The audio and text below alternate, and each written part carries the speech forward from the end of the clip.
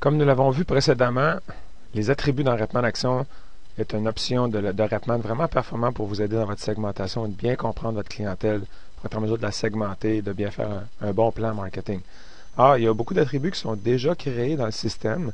Si on s'en vient ici, on voit tous les attributs qui sont déjà créés. Mais si, admettons, je veux modifier ces attributs-là ou ajouter pas des types d'attributs, mais des attributs sur ceux qu'on a déjà créés à la base, il y a une façon de le faire pour vous assurer que ça soit à votre couleur. Vous n'êtes pas obligé de tout prendre celles qui sont là, et vous pouvez les enlever, les modifier, etc. Donc, ce qu'on fait pour le faire, c'est qu'on s'en vient en rechercher type d'attributs. Et là, tous les attributs que nous autres, on a créés apparaissent là.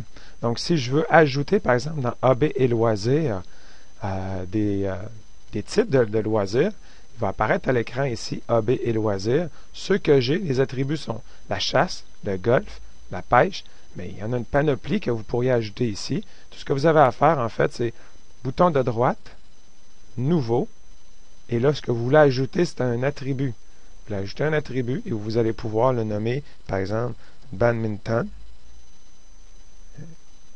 Comme ça. Là, le AB a été ajouté là-dedans. On peut encore une fois aller faire nouveau, par exemple, course à pied. Et là, si je fais rafraîchir,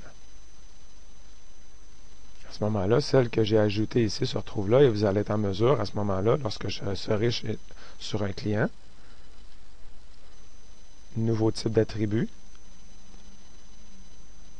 AB loisir, ceux que j'ai ajoutés apparaissent là. Donc, AB loisir golf, il peut aussi en même temps faire du badminton et il peut aussi faire de la course à pied, du vélo de montagne, etc., etc., de la lecture, n'importe.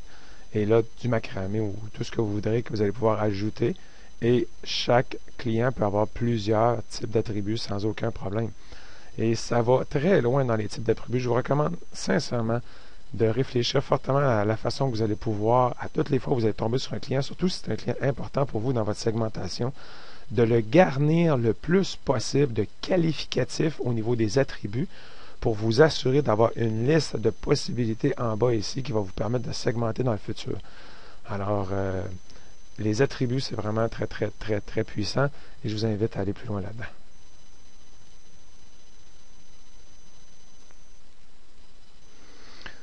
Aussi, si vous voulez, en fait, enlever un attribut du système parce que vous l'avez dédoublé ou vous avez dédoublé sur un de ceux que nous, on avait fait, encore une fois, vous allez dans Recherche, les types d'attributs, et là, tous les attributs vont apparaître, et là, il y a comme des doubles à un moment donné, ou ceci général, et vous voudriez l'enlever, admettons, parce qu'il est dans votre base de données.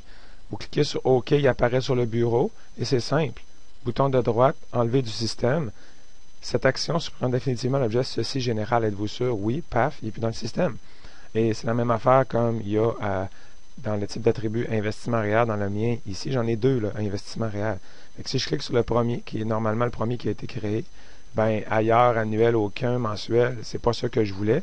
Ben, à ce moment-là, je prends ça, je l'enlève du système et l'attribut va partir et il ne sera plus lié à aucun dans le système.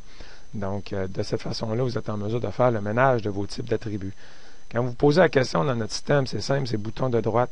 Et là, il y a toujours, je dirais, un menu qui apparaît pour vous aider à travailler dans notre système. Donc, là-dessus, bonne vente.